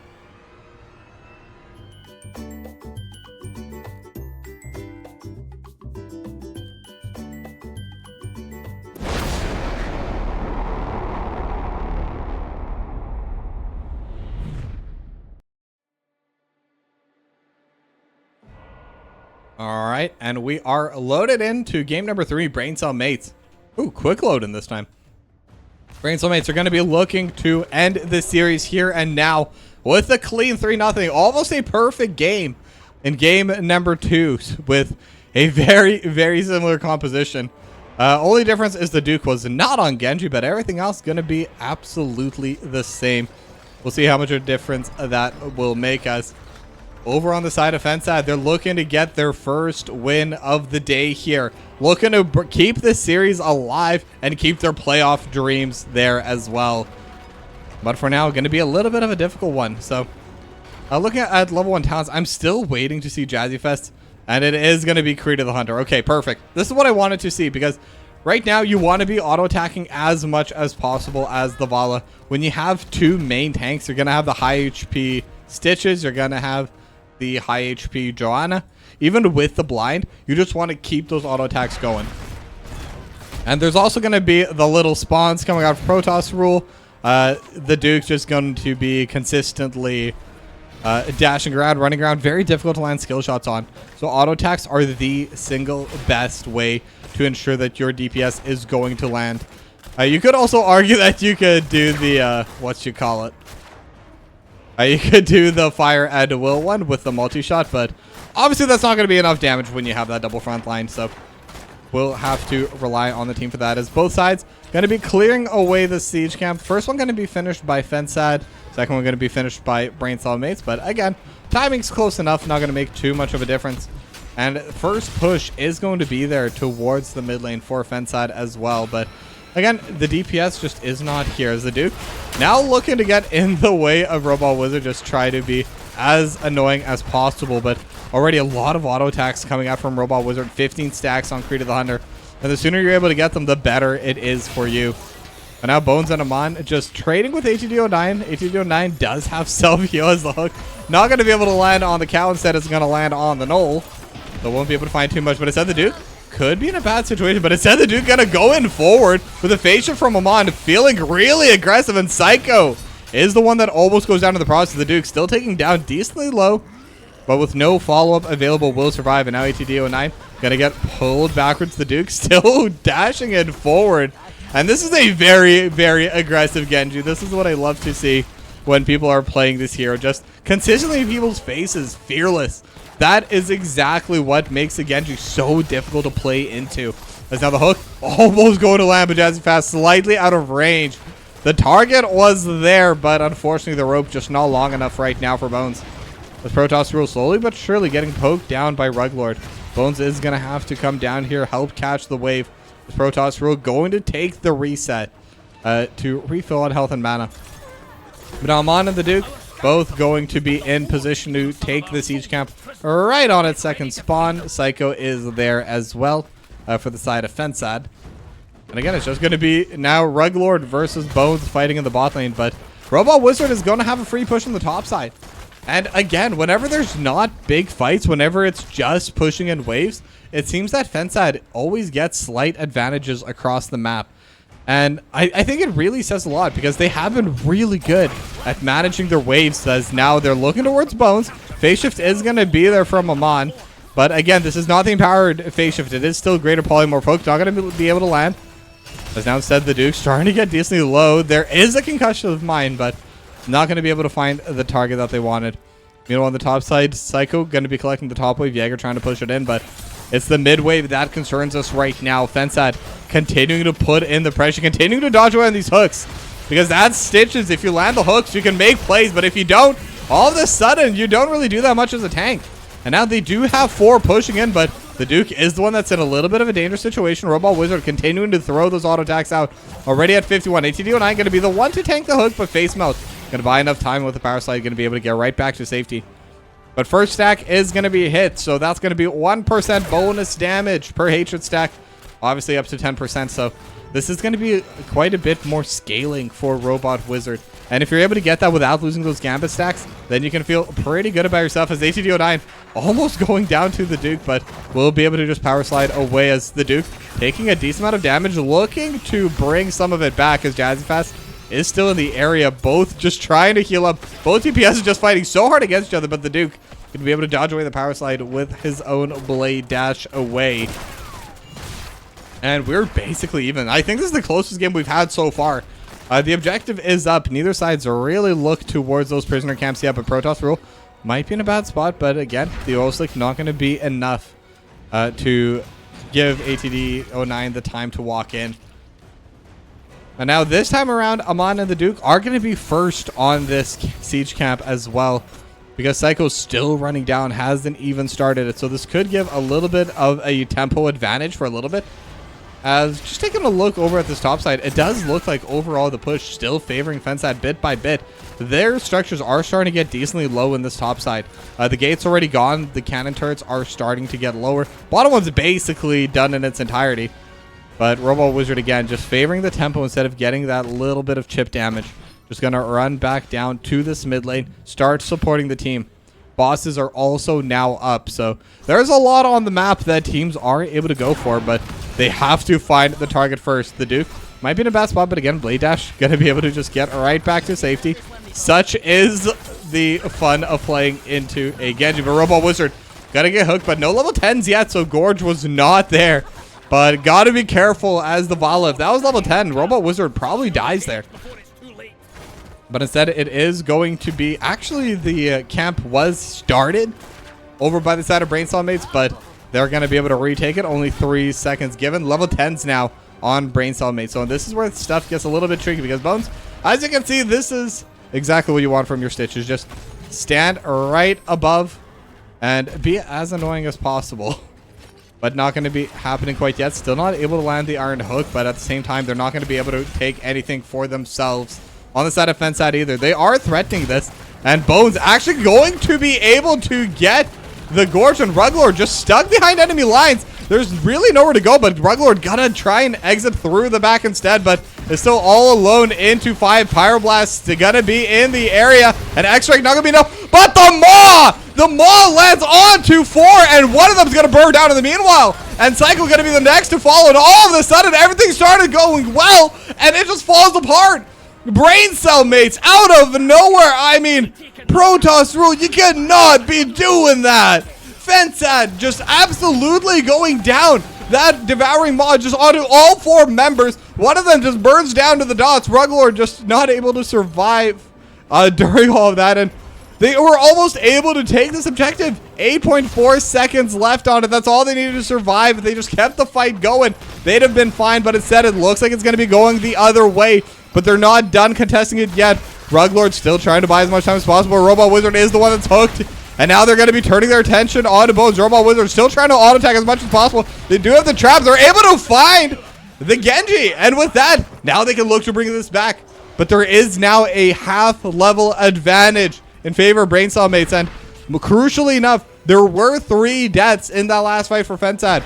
But it was not on to Robot Wizard. The Vala keeps her stacks alive. That's now the hook. Okay, now that the hook's down, they can play to take this objective, but Protoss Rule still from the side, still going to be looking to interrupt this channel, and that's exactly what they're going to do. Now Jaeger taking a little bit of damage. They're still looking towards the backline, looking to get that oil slick burn as well. And bit by bit, ATD-09 actually going to get swallowed whole behind enemy lines, but they will lose one of their turrets in the meanwhile. But again, the tank just too far in the back. But what about the objective? When you bring all your team away from it, Ruglord just trying to buy enough time, and now we might get another fight here. We do have the bunker, 0.6 seconds left. Can they build enough time? And they can. But now the Blessed Shield lands onto 3. Jaeger still looking for more. But now the explosive Riptire just going to be landing onto everyone. Robo Wizard just free hitting. Going to be able to dodge away from some of these stuns. As now Bones still in the front line trying to challenge Robo Wizard. But the Vala's free hitting, and they do get themselves the prisoner camp. And they're still down half level, don't get me wrong, but Fensad, they're fighting. They are not going to take this series lying down. But now how much can they really get with this, though? Because all their major cooldowns are used. They don't have any structures won yet, but they are going to be finishing off this mid lane wall. They are going to get a little bit of chip damage over to this mid lane fort. Now in the bot lane, Protoss Rule is the one that's trying to clear this out. As Psycho and ATD-09, they're going to group with the top side. And it looks like they're going to be able to take down every single wall over on the side. In fact, they found Protoss Rule looking for the burst damage, but phase shift coming in from Maman just in time. So they will clear the wall in the bot lane. They've already cleared the wall in the top lane. A little bit of chip damage onto the fort there as well. And just like that, the level advantage is basically gone. Both sides level 13. So with that one objective, they were able to bring it back, and they're continuing this push on the bot side. It's just Protoss Rule and Amon here. They can just continue this push. I don't think they'll be able to finish off this fort. The wave just not thick enough right now, but it is going to be down to 1/3 HP. So now Bones needs to land the hook. Almost able to land it onto Robot Wizard. Not going to be able to find it in the last Little Legend. That's what I was saying. The ability of Vault is just so good for Robot Wizard. Makes it so difficult for Bones to actually land those hooks on those big priority targets that you want to find as the Stitches. But instead, we are going to have a brief lull in the game. It started slow, but boy, did it speed up out of nowhere. But both sides just going to go back to their chores, going to go back, collect their siege camps. As now Jaeger and Ruglord still going to be matching in that top side. I don't expect either to really get any major advantage here. They're just going to be clearing out these waves, poking down these minions, and then heading their own way. But now next prisoner camp has spawned. And the question is going to be, who's going to be the first to go to it? And will anyone start looking towards these? I'm going to call them Frost Giants. Their name's Boss, but I'm going to call them Frost Giants as of immediately now. And they're just going to start pushing down this mid lane. And they have the nose. They have the siege camp. It is a very healthy mid lane fort. But again, every bit of poke damage adds up. The Duke is here. Bones is here as well, though. So it is going to be dangerous for them to walk forward. Robot Wizard going to be able to vault away from the hook just slightly off to the side. But again, they're forced to bring their entire team to try and defend this. They'll still get a little bit of chip damage there. And now they're getting chipped away in the top side. And this kind of reinforces the idea that I've been saying. When you don't fight, when you're just in a neutral, slow game, Fensad will eat away at you. Bit by bit, they're going to be able to win. You need to play aggressive. You need to play fast, and that's exactly what Bones is doing. Will be able to get the Iron Hook, and ATD09 is behind enemy lines, but during this, Robot Wizard still trying to solo the boss, but it's going to be difficult. Still going to be going for it, though, as ATD09 still alive. Jazzy Fast is in the area. Face Mount buys a little bit of time. Another Iron Hook. ATD09 still trying to get away to safety. They do have the healing, but ATD09 will still end up falling, as now Robot Wizard still trying to fight down here. Might be in a difficult situation, but the rest of the team starting to collapse. You need to be quick, Robot Wizard. They're going to find you, and instead it's going to be leashed. So this is just going to be a free boss going the way of Braincellmates. And again, the Iron Hooks of Bones just finding the targets at the perfect time.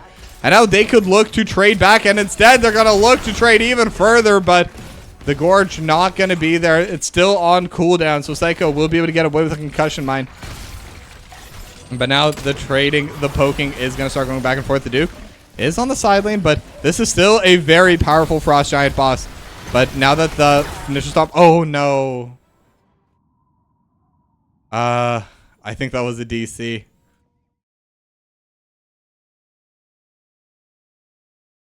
Yeah, I mean, I think at this point, all the buttons have already been pressed, so Jazzy Fast is going to be going down when you get back into the game, but that was about as obvious a DC as I've ever seen in my life.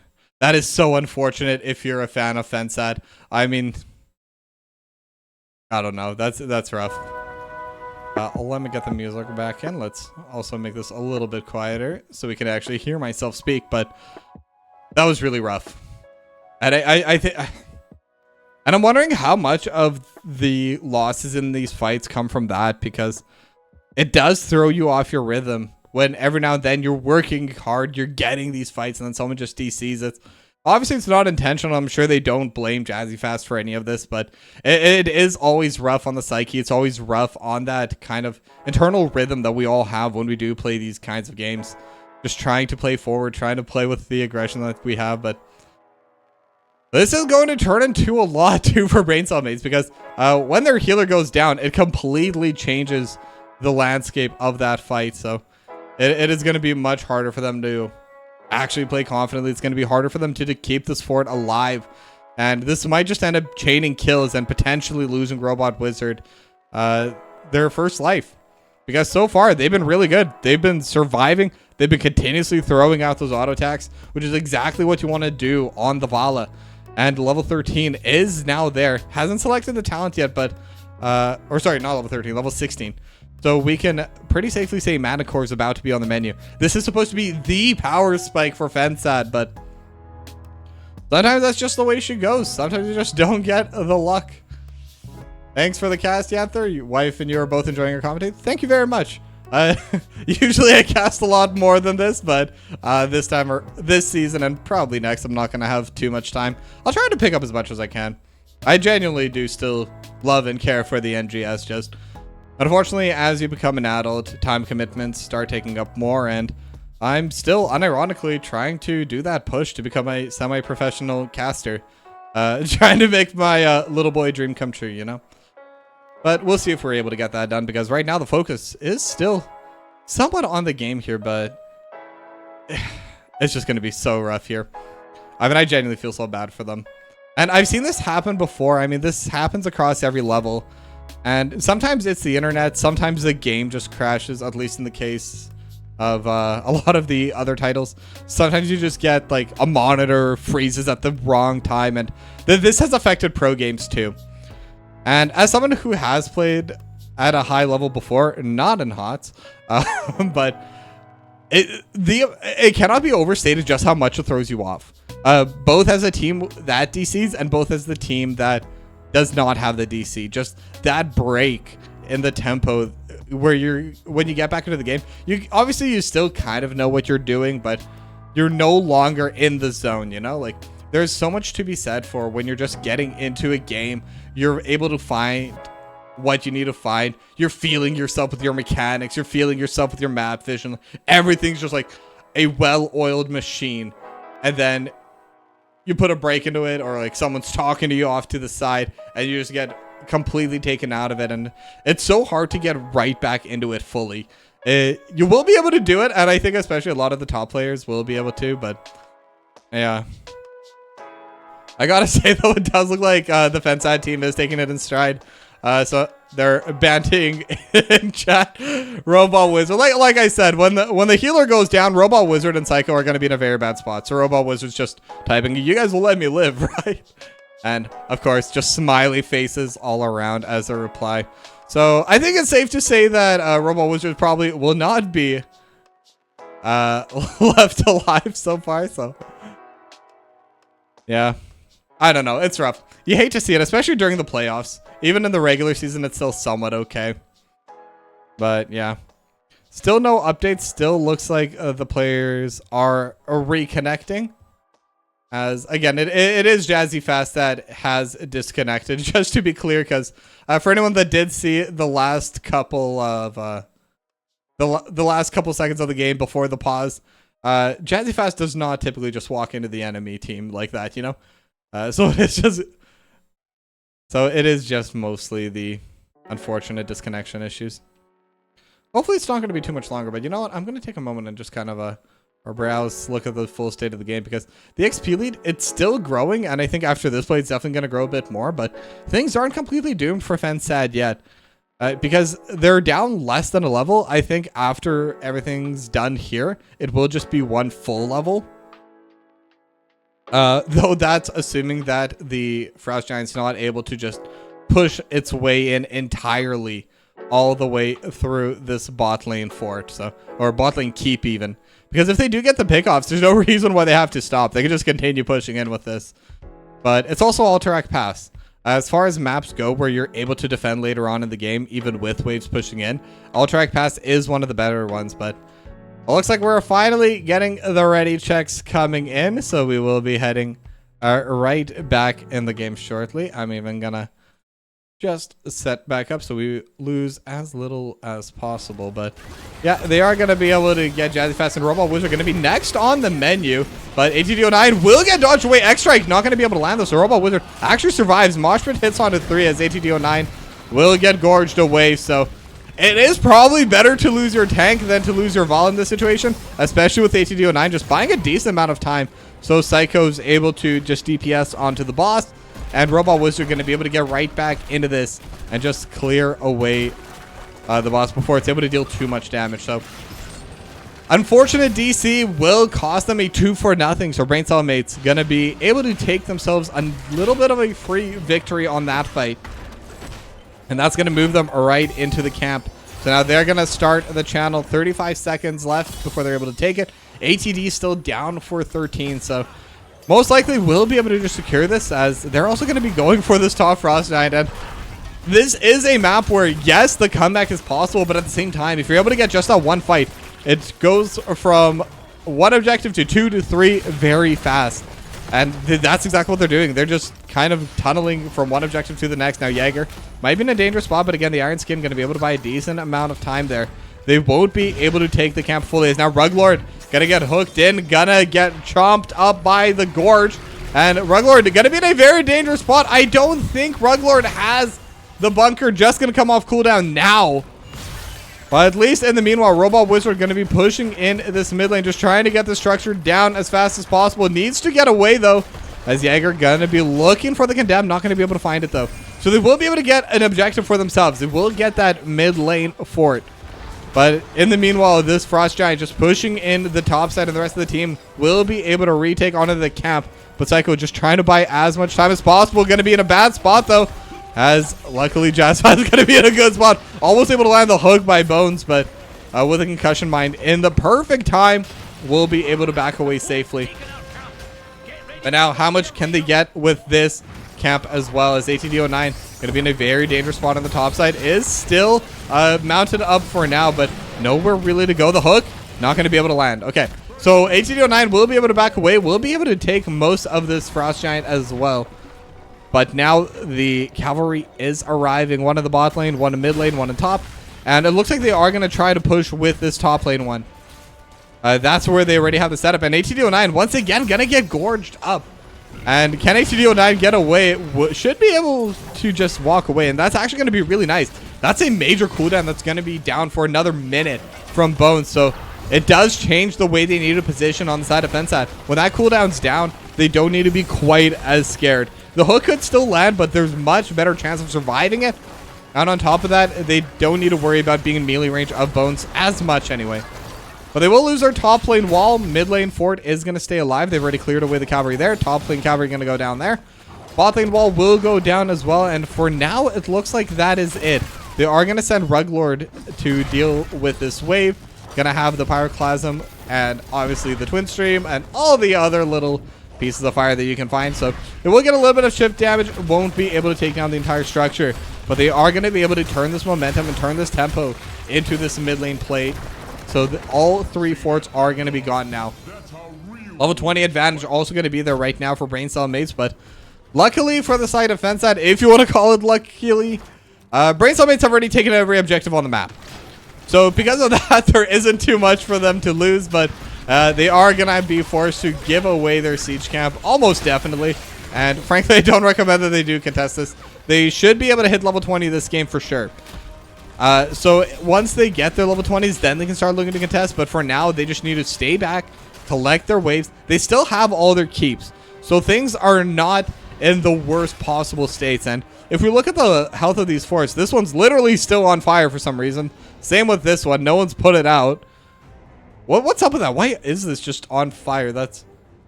Surely someone could have come and dealt with that at this point. Like, if it's in ruins, if it's a bit destroyed, sure. It does not need to be actively engulfed in flames. But in the meanwhile, the Frost Giant is going to be spawning over in this bottom lane. And Braincellmates, they're going to be running towards it on spawn. Level 20 about to be hit, though. And now, here it is. They do have that final talent here coming through. Hook not going to be able to land on ATD09. So we got the extra oomph. We got the mixing fire. We got the fortified bunker.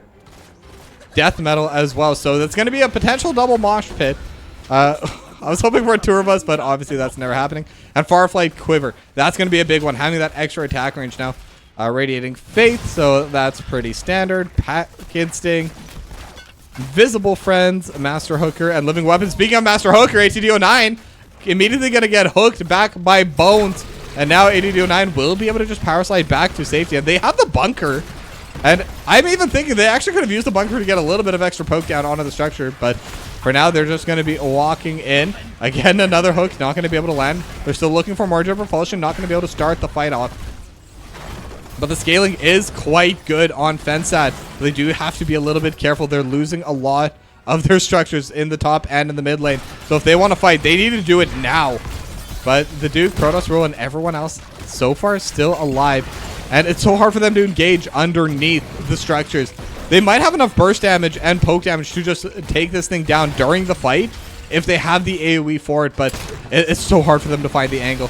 Robot Wizard still just trying to get whatever poke damage off, as now Ruglord now showing themselves over on the middle lane. Top lane keep has been destroyed in the meanwhile, so this is the go time for Braincellmates. They know it's 4v5, but instead they're just going to give away the pressure for now on the side of Fensad. The Duke's still in the area. Jaeger may have found an angle onto this bot side, but again, they're just not going full in on this engage yet. Now mid lane should be able to push back soon. for Fensad. They do have the mid lane for it, so that is a wave that is not going to be passively pushing the entire time. That is something that they can fight for, but Ruglord actually still going to be going back into the base. This is dangerous because now Braincellmates, as soon as they see it, they can go in, and instead it's going to be the mosh pit in the backline. They're looking towards Bones, as now Bones is going to get stunned up again, almost going down, but again, the Gorge buying so much time, and ATD09 just all alone in the backline. Will have the Ghost mosh pit, though. Can they do anything with it? That's the real question. Riptire going to land onto one, but that's it. Now Mon is still over in potentially in that front line. Could be in a dangerous spot, but Blink heal back to safety. And now the Duke in the back line looking for more targets. Bunker from Ruglord as well.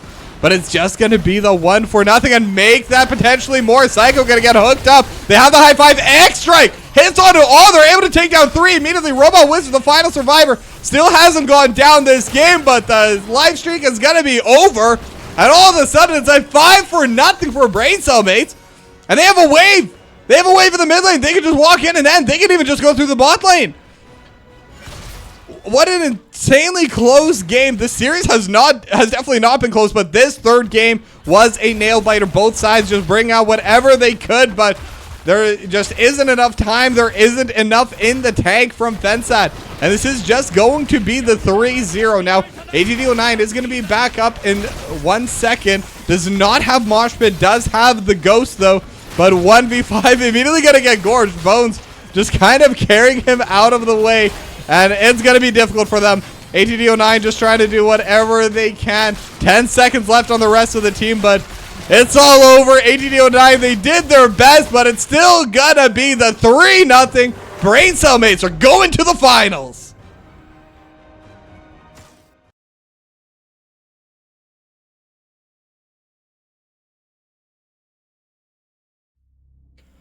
I think out of all those games, that one's probably going to leave the most bitter taste in my mouth. And I mean, don't get me wrong, Braincellmates played amazing this entire series. They deserved this 3-0.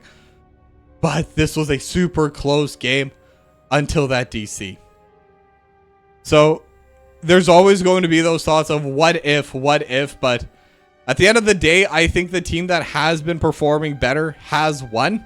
I don't think the DCs would necessarily change the full course of the series, but that is just my opinion as a caster. Either way, it's always going to feel bad, but there's always going to be next season. There's always going to be more NGS action, and for Braincellmates, I think they can still be pretty happy with that victory. 13-1 in Game 3. Near perfect game in Game 2. I mean, they just looked really solid. Now, with that, that is just going to be the end of the series. So, as per NGS tradition, it is time for me to potentially find a volunteer or a victim, depending on how you want to call it, to come by with a interview. Let me just type away at that.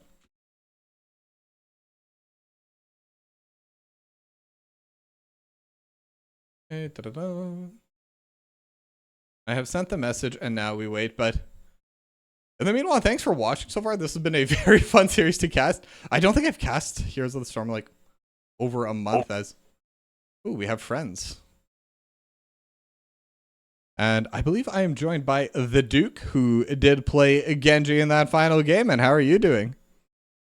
Hey, Toki, thanks for casting. I'm good. How are you?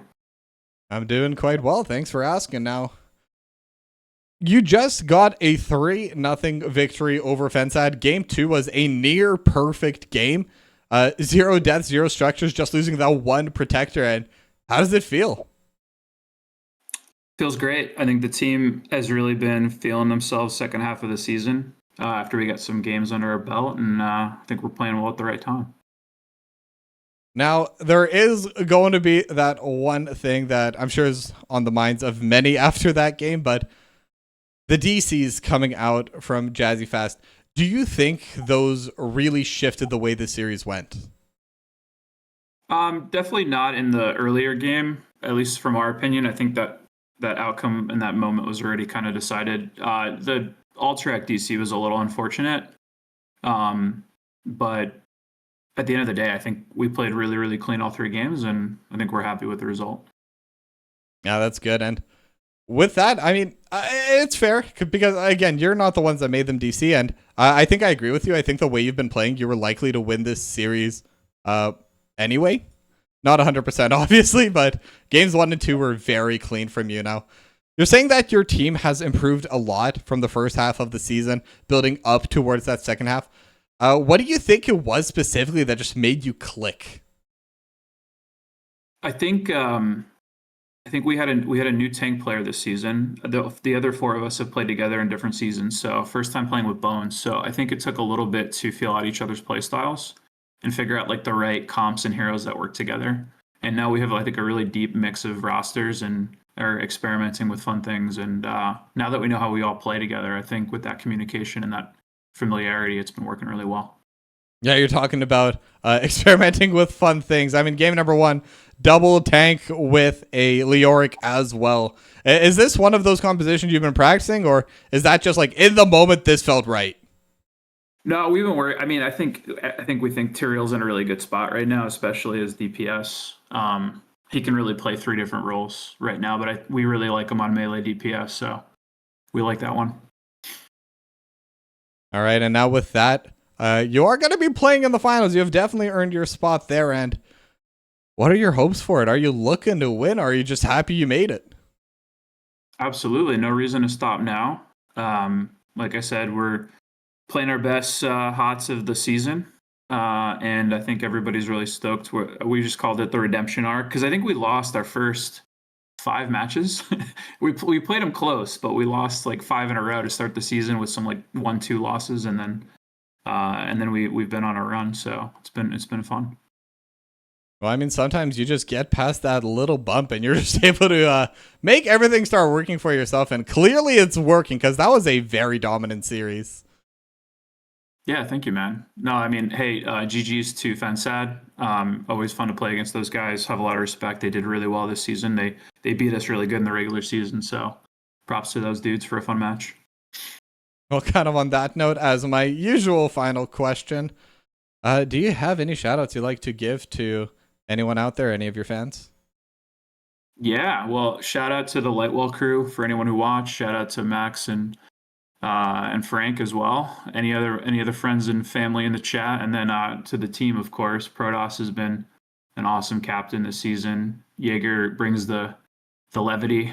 Aman is our scouting guru, and then Bones is the comic relief. So we got the whole crew. Yeah, comic relief probably the most important one. That's right. Well, thank you very much for coming to this interview, and congratulations again on your win, and good luck in the finals. Thank you, man. Have a good night. You too. Bye-bye. And with that, it is time. We end things off here as well. It's been a blast coming back. I've missed the NGS. I'm hoping I'll have more time. Probably not for the rest of the playoffs since, again, I'm going to be fair. I have not been casting this season. There's been a lot of strong casters casting all these games, so hopefully they'll be able to do the rest of the playoffs. If there's a day where no one's able to do it, I'll try and fill if I can as well, but my schedule's also been a bit rough. But maybe next season I'll be back, cast some more games, and see how everyone's doing here. NGS is always going to be something I truly, truly love from the bottom of my heart, so hopefully I'll be back, and hopefully I'll be back in a much more meaningful way. But for now, thank you very much for watching, and be sure to tune in for future streams here because all the playoffs are going to be a ton of fun. Thank you, and good night.